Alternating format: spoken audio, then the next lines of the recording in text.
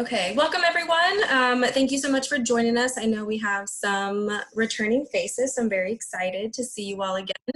My name is Pamela, and then today we have Carrie Nichols, who's going to be presenting on resilience. So I'm looking forward to her presentation. If you don't mind, go ahead and put your name, your first and last name in the chat, just so I can keep track of attendance to make sure that if you need points for your organization or if this is for Elevate, that we're making sure we're getting you that credit.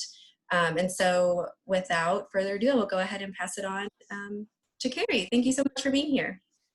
Hi, everybody. Thank you guys for having me and joining me today for the leadership series in reference to resilience. That's what we're going to be talking about today. I do want this to be interactive, so feel free at any point to please ask questions. You can unmute yourselves, or you can write something in the chat if that's your preferred method. I am at my home, and I do have kids, and they are all home. So just in case you hear some loud banging, that's what's happening. Just a little bit of background. I have been at Lindenwood University as the cheerleading coach for 19 years. So I've been at Lindenwood for a very long time. Could be longer than some of you have been born, and that's okay. I love Lindenwood. I love watching it grow and through all of the different changes. My background was in teaching. I started out as a middle school PE teacher and health teacher in the Francis House School District, so just down the road. And then when I had my first child, I decided to go into the business field, into sales. And so now I currently work full-time for a cheerleading company where I oversee cheerleading camps and competitions, and then still obviously continued my role as the cheerleading coach at Lindenwood. So resilience is a huge topic, especially now that we've gone through or are in the middle of a pandemic. And what I would like to know is where you guys are, Emily, Jay, and George, in your fields of study. What are your goals? What brings you to the leadership series? So you can unmute and tell us, or if you want to type it in the chat, that will just kind of help me know to which direction to kind of focus some of the resilient topics that we're going to talk about today. So feel free to unmute and tell me a little bit about yourself, since we are a small group. Tom is actually my boss, so he's on here monitoring me, I'm sure. Emily, do you want to share what you're... Yeah, I can go first. So I'm a junior business administration major. I'm actually here. I just submitted an application for the Elevate program for my fraternity, and I'm president of my fraternity, so I figured this would be really good to experience as well. Perfect. Jay? Hi, might as well go. So I'm a graduate student for the professional counseling program here at Lindenwood, and I guess reason why I'm doing this was partly for the Elevate program, because I had interest in that. I submitted an application for that recently, and then also just pure curiosity, because over the past two semesters, I've wanted to take part in this, but I've had hockey practice that's gotten in the way of that, so I haven't been able to do so until now. So, well, good. Glad to have you. George? Hi, I'm a freshman. I'm a business finance major, and I'm doing this because I'm part of the Elevate Leadership Program, and I thought it'd be pretty interesting to find out what this is about. Good. And well, hold on. Let me just interject here for a second. So my name is Tom. As Carrie mentioned, I am her boss, but I'm a senior associate athletic director here. And I did want to hear I've known her for a number of years, and she's got a wealth of experience, and she does a fantastic job with the 120 cheerleaders that we have, that she oversees, and has provided leadership. So I think one thing I will give to you guys, whether you're a freshman or graduate student or wherever you are, leadership is something that's always evolving, and it's something that you can always take from others, whether that's people that work for you, work with you, work above you, however. So I encourage you to always try and learn as best, which is why I'm here. So hopefully I don't make Carrie nervous thinking that our boss is trying to supervise her. Never. Pam, do you want to introduce yourself? I don't know if they know who you are or... Sure. My name is Pamela Avila. I'm the coordinator for leadership development and commuter programming at Lindenwood. So I help coordinate these presentations and getting our speakers all lined up. I also coordinate the Elevate Leadership Program. I think I've met almost everyone through that program. I'll be meeting with Jay very soon to get him started on that. And I also do events like Dining with Lions, things like that, just to give students on campus and off campus and commuters an opportunity to expand on their own leadership skills. And I know that I've also been a mentor in the Elevate program to a former student who's now graduated. And so it is a great program, you guys. Leadership comes in all different types of people and in roles.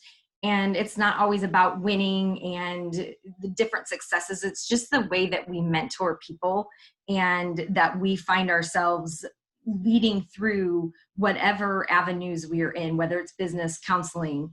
The reason I chose resilience, and I had the opportunity to speak last year in person when we were in person in the winter at one of the seminars. And the reason I chose resilience this year for my topic was because we are in very uncertain times. And in order to get through this, we are going to have to be resilient.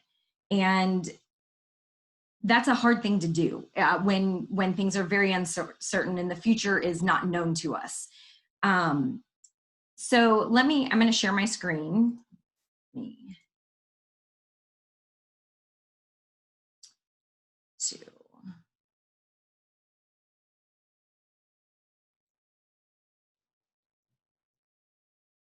Okay, so this is just the introduction slide, resilience. And have you ever experienced any of the following? And you don't have to share your answers out loud, but you can just kind of relate to some of these things. The loss of a loved one, sustained an injury, whether it would be in sport, riding a bike, whatever the case might be, lost a job, experienced a breakup in a relationship, hit a roadblock at school, work, home, or a sport, been in an accident, left home. Those are all experiences that probably most of us have experienced at one point or another. What I left off of there was COVID and the pandemic that we're in, because we all for sure are experiencing different times, but these are all experiences that we have to be resilient to get out of and to come through and to come out ahead on. So if you have experienced one of these things, you can just shake your head, thumbs up, whatever you want to do. There's a doctor by the name of Lucy Hone, and she actually does a great TEDx speech, and she talks about 3 things that people that are resilient do, like just 3 brilliant ideas. They accept and acknowledge that situations are part of life. And I think she actually goes and says, shit happens. Like, it is part of life. That is just, these things happen. Life happens, death happens, accidents happen. And we accept and acknowledge, we have to own that and understand that these things happen. And I didn't mean to cuss, but that's exactly what she said. I was quoting her in her speech, because once we accept and acknowledge that those things are all part of life, that is part of our process of being resilient and moving out of those situations and traumatic experiences. One of the second things that she talks about is what she calls selectional attention, meaning to focus on the things you can change and the positive things. So for instance, during this pandemic, school doesn't look the same. We're in virtual classes. Maybe you have some live classes, but you're in a virtual class. You've probably learned different habits of studying, different ways to use the computer. I know personally for me, I've had to learn more virtual ways of doing things than I have before. I can look at that as a positive for my line of work, that I now can offer things that I didn't think before in my line of business I was going to be able to do. In my coaching setting, and I'm going to use cheerleading as an example. As the kids came back to school, it was very disheartening for them not to have the practices that they expected or that they were used to. But the changes that we've made have been positive changes. And so if you can turn your attention to looking at the positive things of a situation and making that focus more selectional to the positive, then it's going to be a lot easier for you to bounce back and to become resilient through that. And her third point is that what you are doing helping you, or is it harming you? So if I am, in an accident and I keep dwelling on the accident, is that helping me get through that accident, or is it harming me? It's probably going to be harming me because I keep looking at the negative. The helping me would be, I've come out of the accident. Yes, maybe with some bumps and bruises, but looking at the negative could be hurting me. And that's gonna harm you as you try to overcome situations. So those are 3 great points, and I can share with you guys her TEDx talk because it's really good. But those are 3 important things that, as I kind of did a study on resilience, as I was coming back to Lindenwood this year to be with 120 Lindenwood students and cheerleaders, it was important for me to help them, for me to start to understand how I can help them get through this pandemic. And knowing that things were going to be different. And this was just those 3 points were just, to me, just hit home. And understanding that stuff happens, we don't have any control over. I can look at the positive side of it, and is what I'm doing and how I'm reacting to the situation helping me or harming me? So those are 3 ways that we look at ourselves as resilient people. Now, we're going to go a little bit further in. Now that you know how to handle resiliency in your life, how do we help others grow to be resilient? As someone who's inspired to be a leader, because you guys are all interested in the Elevate program and being leaders, in order to be a leader, how can you help be responsible, and how can you help people grow and become resilient? So there's Dr. Kenneth Ginsburg is a doctor, and he really studies a lot with youth. And even though we aren't necessarily youth, all of these 7 C's, and we're gonna do a little activity here in a second. All of these 7 C's are things that we can all apply to our life and all apply to groups that we might be leading. So maybe you will be a manager of a business one day. Maybe you are going to be a coach of a hockey team. Maybe you're going to be a counselor at a school, or leading a finance department. Whatever that is, how can you help people grow and be resilient? So what I would like to do is see if we can, we have a little chat here. See if we can come up with some of the, get to the whiteboard. If you guys can guess at maybe what some of the C's are of being resilient. So what do you think might be 3, or might be some of the C's that could contribute to someone's behavior about being resilient? And don't worry, any guess is fine. I don't care if you get it wrong. You might have great answers. You might have ones that are right, wrong. It doesn't matter.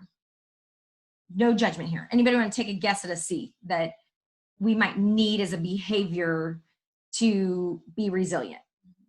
Help people become resilient as they grow. Any guesses? Confidence. Confidence. That is, only if I could spell.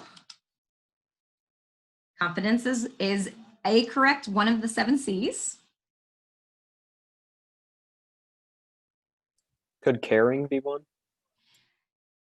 Caring is not one of the 7 C's, but they do talk about caring a lot through the 7 C's. But that's a good guess, because I would have guessed that. Is communication one of them? I feel like Communication is another good guess. It isn't one of the 7, but it is good because you do need communication. And all of these things kind of fall in there. It's just not one of the 7. Compassion? Compassion is not, but it also falls in there. They use that word a lot. It's not one of the 7. Consequence? Oh, consequence. Ooh, that's a good one.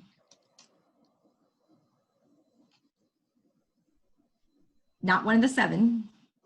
Let's see if we can.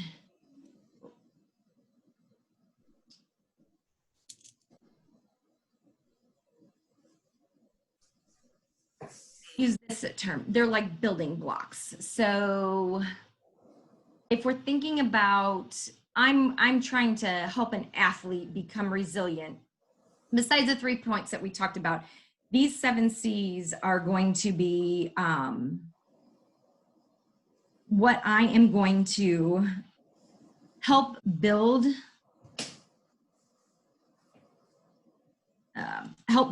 their resilience. So we're gonna look at them now.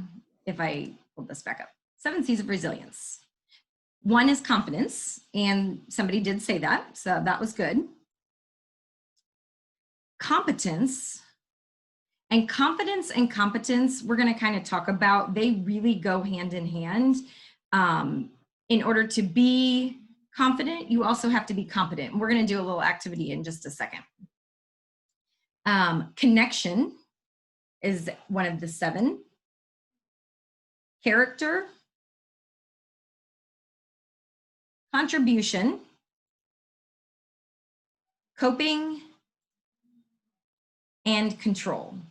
So those are the 7 C's, say that really fast, that Kenneth Ginsburg, who is a doctor, believes that are the true building blocks of resilience when we are working with youth, when we're working with others in leadership positions. So we're going to kind of go into some of these now, and we're going to do a couple activities just to kind of see different things that you can do if you are working with other people in a setting where, you know, maybe it's an icebreaker, maybe it's an activity with kids, maybe it's an activity with a group of coworkers, and just to kind of build on confidence and resilience. So we're going to look at confidence first. So what I would like you guys to do is I want you to think about this phrase. I am good at, but wish I was better at. So something I would say is, I am good at teaching, but I wish I was better at singing. So I feel like I can teach, I can lead people, I can teach kids a skill at cheerleading, let's say. So I'll be more specific, teaching cheerleading, let's just say, coaching a skill, but I wish I was a better singer.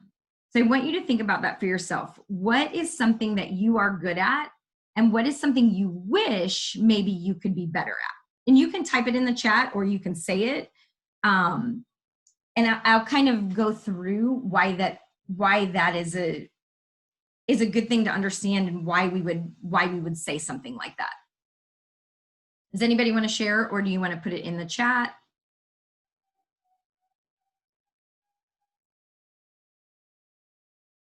Yes, no. I'm still thinking of one. You just keep on thinking. I don't want to rush you.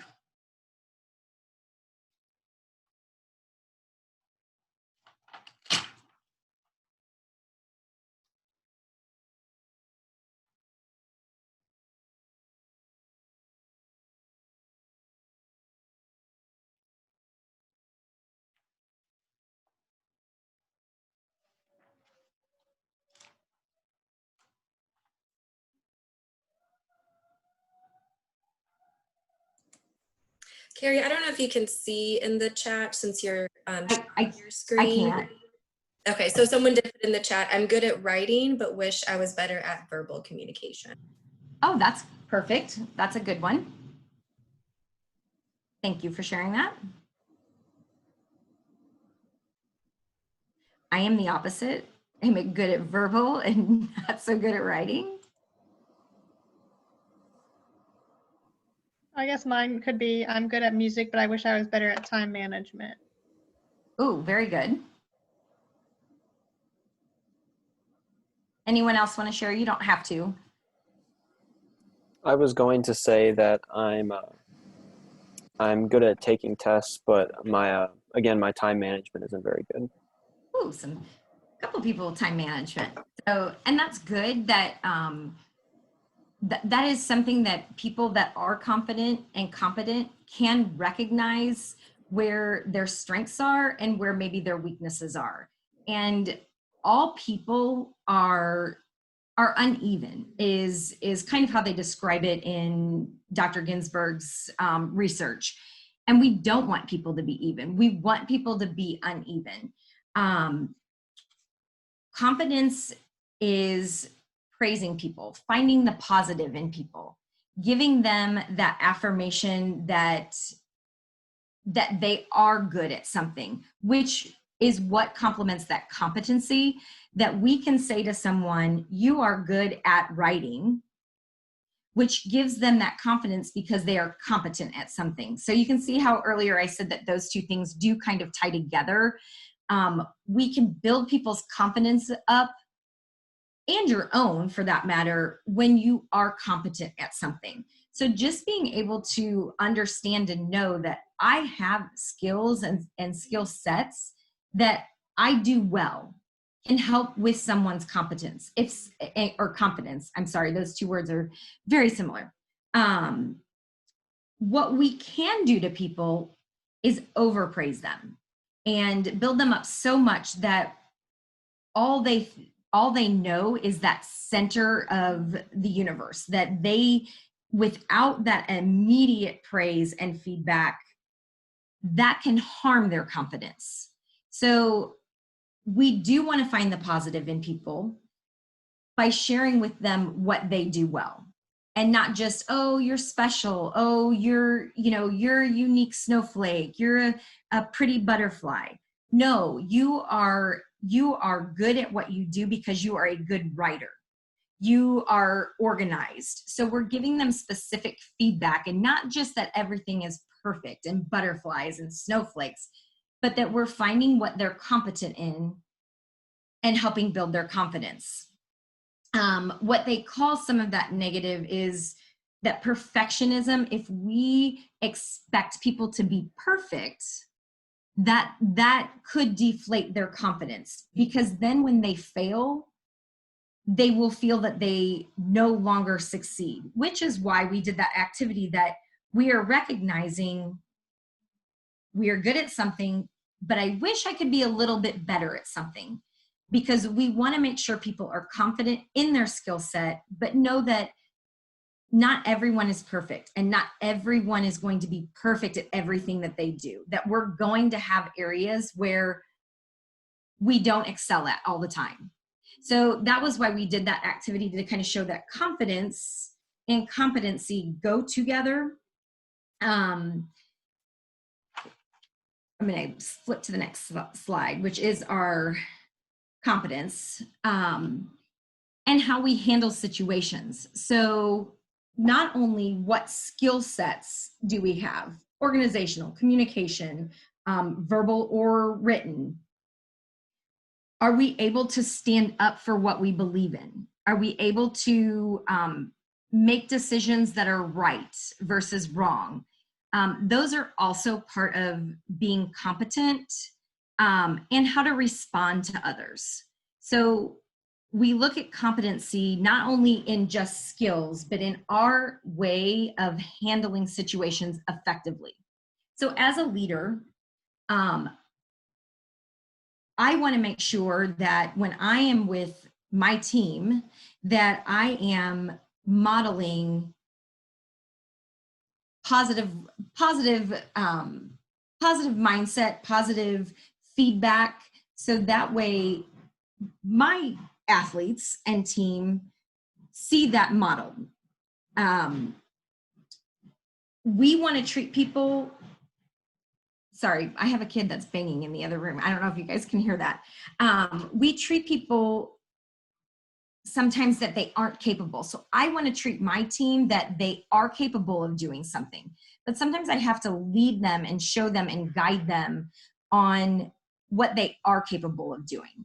So again, taking that situation and handling it in an effective way. Me telling an athlete, hey, let's try this because I've noticed you are, and I'm going to use a cheerleading skill, you're pulling your toes too soon, is opposed to saying you're doing it wrong.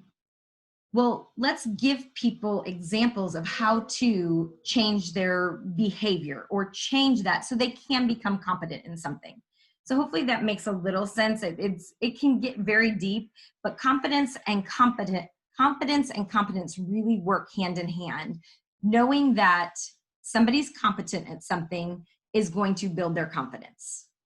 Does that make sense on how that kind of blends together, those two building blocks? So those are the first two C's, competence and competence. We're going to look at connection next. Okay, what I would like to know is, Jay, I heard you say that you played hockey or play hockey still currently. And Emily, you're part of a fraternity and you're now the president. George, you are a freshman this year, so maybe just now starting to get into some of the groups and organizations on campus. Connection is very important for people to feel like they belong, which will help them be resilient in situations. So the fact that we're asking kids to come back to school, if they don't have a sense of belonging to the university, through a sport, through a major, through an organization, through a group of people, friends, that is going to be hard for people to bounce back from if they don't feel a sense of connection. So can you guys think of 2 or 3 groups that you belong to that help you feel a sense of connection in your personal life, that you could turn to if you get into a crisis or into a situation like a pandemic that, hey, I've got these friends I can have a Zoom call with because I can't leave my house, or I'm going back to school and I know that other people in my fraternity or on the hockey team are going to feel the same way of this is just uncertain. So we want people to feel connected. And there are people in this world that don't feel those connections to people. And they really talk about that connection starting at home. And unfortunately, nowadays, when we work with kids, sometimes they don't get those connections at home. So it is very important as a leader that we try to find ways to connect with other people. So do you guys all have different groups that you feel connected to that make it easier to live through this pandemic and live through virtual life right now? Do you feel that having different groups make that a little bit easier to get through? And hopefully it does, because the power of human connection is so important. Dr. Ginsburg really says that actually connection is probably the most important building block of all 7, because people need people and they need to feel connected to others. And I just encourage. Something. I just have a question, and I don't. Yes.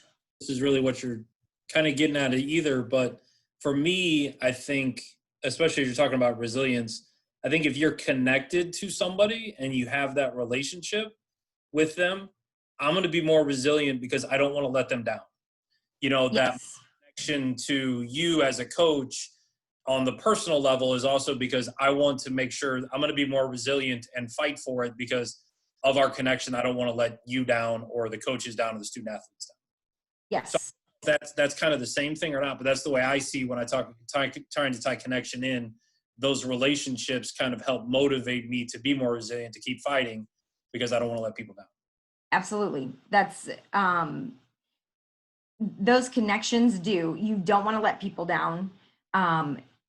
People hold each other accountable, and as a leader, having expectations and holding people to expectations in those groups also help people feel connected. Believe it or not, people want expectations set. They want rules and boundaries set. They often, I would say, more kids don't think they want that, but at the end they do. And that helps hold that connection to siblings, to parents, to coaches, to teachers, to leaders, bosses, whatever that might be. So absolutely, that is, you don't want to let people down in that connection and relationship that you formed. And relationships and connection, like he said, is the most important part of these seven building blocks. Our next one is character. And character is exactly what we think. It is who we are. It is the values that have been instilled in us. And he kind of breaks it down into 3 different areas. Having the values to do what is right versus wrong, and being able with that to control your impulses. So if I have, a sound character, I can keep my composure. I have values. I know that when somebody makes me mad in a situation, I'm not going to punch them. I'm going to try to have a conversation, because my character has been built on doing the right thing, turning the other cheek. So that a lot of time has been built when kids are younger, that character through home, through their community, through their relationships. So when you are dealing with people in a work setting, that character, it's not going to be something that's going to be easily that you can change in people as a leader, because it's probably already established. But you can help with controlling their impulses and guiding them through how to handle certain situations, telling them that it is wrong to punch somebody because you didn't like what they said. So we can guide as mentors and leaders to help people make the right decisions and do the right things. One of the second groups in character that he really talks about is the work ethic. This is where he believes that comes from our character, the work ethic, the grit, the tenacity, that deep down, the deep down feelings of wanting to do the best you can, because those values have been instilled in you to be the best person and to make those good decisions, which brings out that grit and tenacity of, I'm going to run this marathon and I'm going to finish it. So that's where he kind of lumps that work ethic under character. And his third part is that people really do, if they're somebody that has good character and making good decisions and want to make good decisions, they want to help better the world. They want to be better people. They want to help people be better people. And those people can come out ahead and are resilient people, because they're going to see that positive. They're going to see, how can I make this a better place? So all of those things are lumped under character. And we can talk about honesty, integrity, caring. I know earlier caring and compassion were 2 words that you guys had brought up, which really kind of fall under character, that you're a caring person, you're a compassionate person. Those are part of that character building block that he talks about in being able to be a resilient person, that right from wrong. You are not going to subject yourself to poor decisions. Everybody does it. So everybody does make mistakes. However, the character and the values that we've been built upon are going to help us get through tough times and be more resilient. I think we have just three more. Lots of C's. Contribution. Contribution, somebody that's resilient, it wants to contribute to society. They want to contribute to their community. They want to do better. They want a sense of purpose. So leaders can help people by showing that when I contribute, I feel good. How many of you guys at birthdays or at Christmas or holidays or whatever you might celebrate, when you give a gift, doesn't that feel better as you've gotten older than receiving? I mean, when we were younger, yeah, we wanted all the presents. We wanted the biggest ones. Yes, but as you got older, and if that was modeled to you that, hey, giving feels better than actually receiving, then you have that building block to be a resilient person, to know that, hey, I'm in this pandemic and I'm going to keep contributing to society by doing my part because I'm resilient and I know we're going to eventually get through this. So my contribution is that I'm going to wear a mask. I'm going to social distance because I want to make sure I'm making a difference that I can in my community. And knowing that giving back is that I'm going to be able to still go in and coach and see these kids that have come back to Lindenwood to do their sport. That to me is a greater sense that I get back than anything else, because I'm giving back to that community. So that's the part of contribution that goes into our building block that gives people, a foundation of being resilient, that they have that desire to give back to people and to, see through situations and want to be better. That's our contribution. I just stapled my papers so I kept them all in order, because otherwise they would have been all over my desk. Coping. Coping is our sixth building block of resilience. So dealing with situations. And so at the very beginning, when I talked about Dr. Lucy's, her little 3 methods, she really talked about just dealing with the situation, being positive.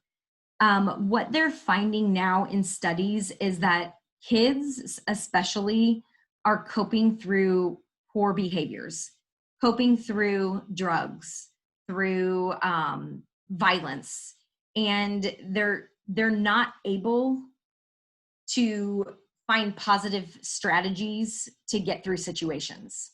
And so Jay, as you're going through, your graduate studies, I'm sure that you probably are looking at a lot of depression and coping and self-esteem issues.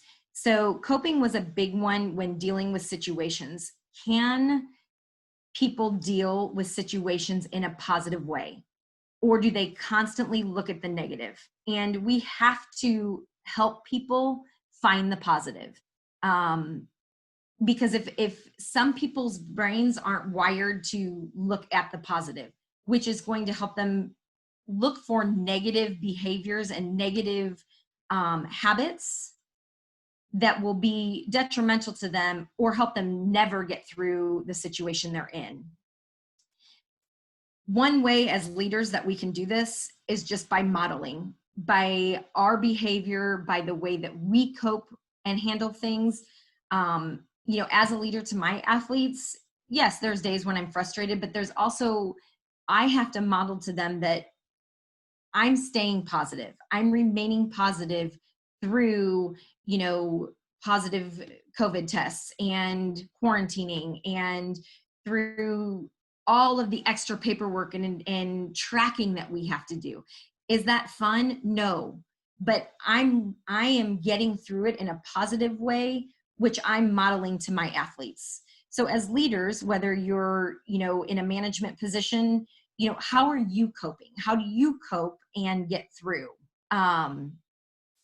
And he kind of talks about 2 different ways to take on stuff and deal with it, or being able to get away from it. And sometimes they do say, you do need to just step away. If times become too crazy, if things get where it does get unbearable, sometimes you have to step away and then come back to it. Put it aside for a little bit. You know, if a subject at school becomes too overwhelming, sometimes you need to just step away so that you can come back to it and revisit it later. So that's part of coping, but some people don't know how to do that. Some people don't know that, hey, I just got to take this and deal with it, or I can step away from it and come back. And so as a leader, helping people understand how to cope without using negative behaviors of drugs, alcohol, pornography, those types of things that people fall subject to, that's how they learn to cope. And that's what, as a leader, we want to help our team, our athletes, whomever it might be that we're leading, that's what we want to help them with, is coping. Because I think that's probably one of the hardest things for people I deal with, is knowing how to cope with the situation is something I think is we lack anymore. And our final 7th building block is control. I think this has gotten harder for a younger generation because we've taught younger generations that immediate gratification. And we need people to put off that gratification, because sometimes in a pandemic, in an accident, you're not going to get that immediate gratification. You might have to wait, but that's going to take some control over your own emotions and your own behaviors to really get through it. And that's hard, but it's also called discipline. And discipline is something that, again, is taught early on by parents through both warm, loving, and rules and boundaries. And so control is definitely a part of this building block, because people need to be able to have the discipline and the ability to know that there isn't always immediate gratification, that sometimes it's delayed. And that's all part of the control of being resilient. So there was a lot of information, and I've done a lot of studying on this over the summer, because I like to take a theme per se and use it with our cheerleaders.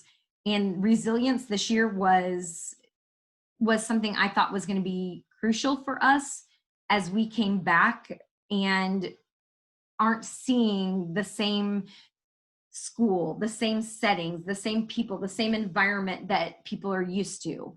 So do you guys have any questions, first and foremost, about any of the 7 C's, anything that you can relate to, that you want to talk about?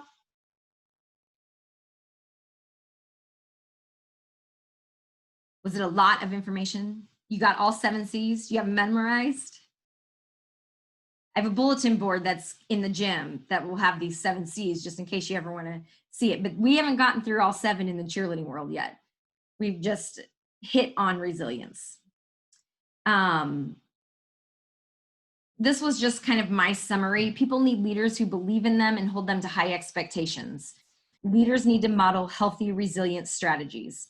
So that's just kind of in summary. We as leaders, because you guys are all on this call, because you have that desire to be a leader. And not everybody wants to have that put on them. Helping people through the 7 C's will give them the tools to understand that life happens, find the positive, and taking control over the situation by being kind to yourself. This is resilience. If people have confidence, they feel competent and connected. They have good character. They feel as if they contribute, they can cope and have control. They will make it through difficult times. As leaders, let's build others up to empower them to be resilient. And that was all just kind of my summarization of the whole kind of PowerPoint. It's a lot, but I think when you really think about those 7 C's as your building blocks, those are kind of very good tools to get through difficult situations, and for us as leaders to help people navigate through. And I ended, and then I'll take any questions, comments. You may not be spiritual, but I think that the serenity prayer is perfect on resilience. God, grant me the serenity to accept the things I cannot change, courage to change the things I can, and the wisdom to know the difference. And I think that truly is sometimes how we have to look at negative things, is that we have to accept it. And that was what Dr. Lucy Hone talked about, is that we just have to accept that sometimes life throws us a curveball, and we've got to find the positive way to get through it, and in a non-harmful way to ourselves. So I threw that in there. Again, some people may not be spiritual or may not like that, but that's one of my favorite quotes, and just something that a lot of people don't know. I have a 15-year-old son who's a severe special needs. And so that was a huge turning point in my life. He can't talk, he can walk, he's fully mobile. But he changed our life in that we had to we became very different people, and we had to accept that. And so I think that's truly when I became a better leader, was because I had to learn how to get through that unknown of something that I never expected, or thought that my child was never going to be able to talk, or never going to be able to be independent. And so that resilience, I think that's why resilience has been a big thing for me, and why I took this on through the summer, through the pandemic, that how did I really get through tough times? And so that's where it leads me to.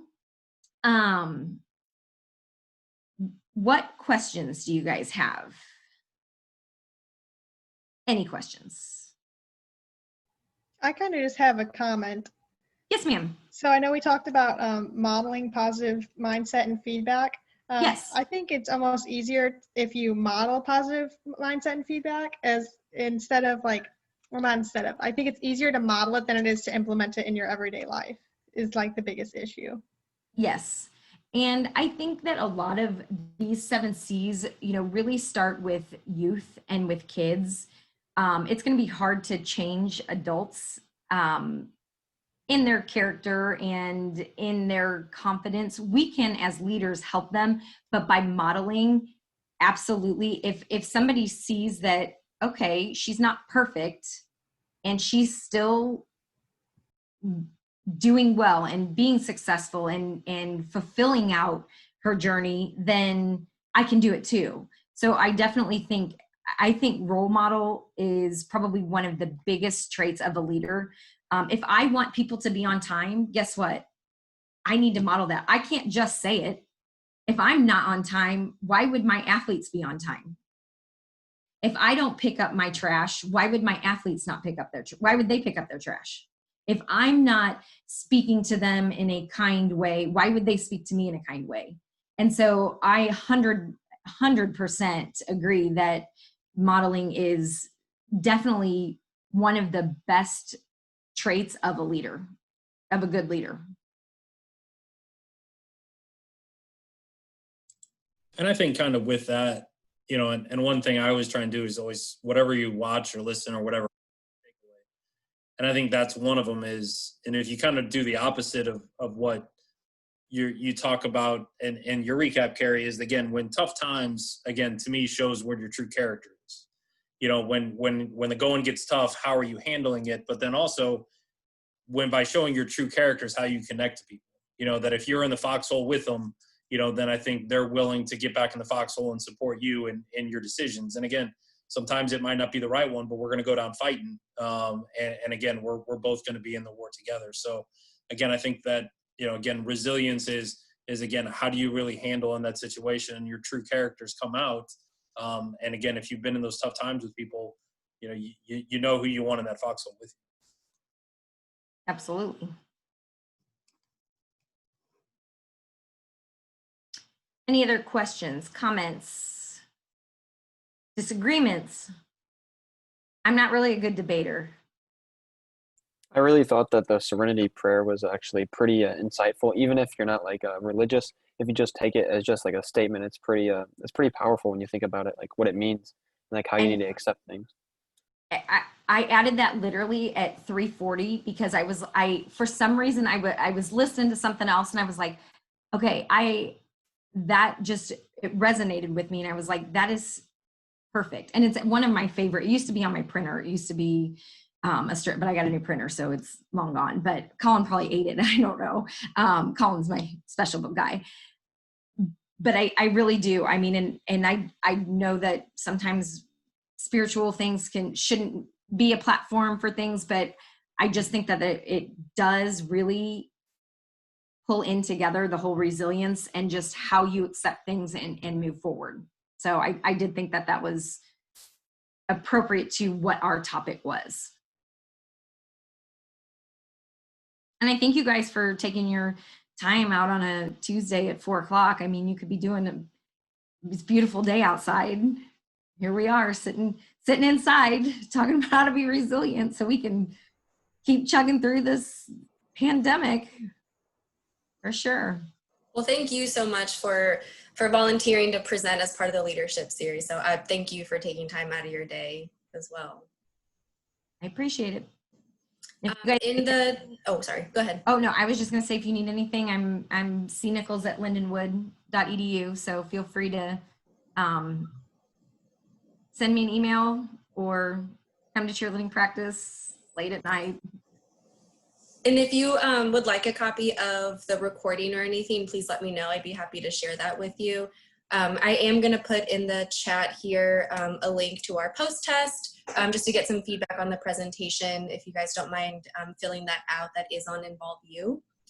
We won't have a presentation next week, but then the week after that, we will have Sarah Leisner presenting, and she will be presenting on having difficult conversations as a leader. So if there are no other questions, you're more than welcome to email myself or Carrie afterwards. But thank you all so much for joining us today. Hope you enjoyed it. And thank you, Carrie.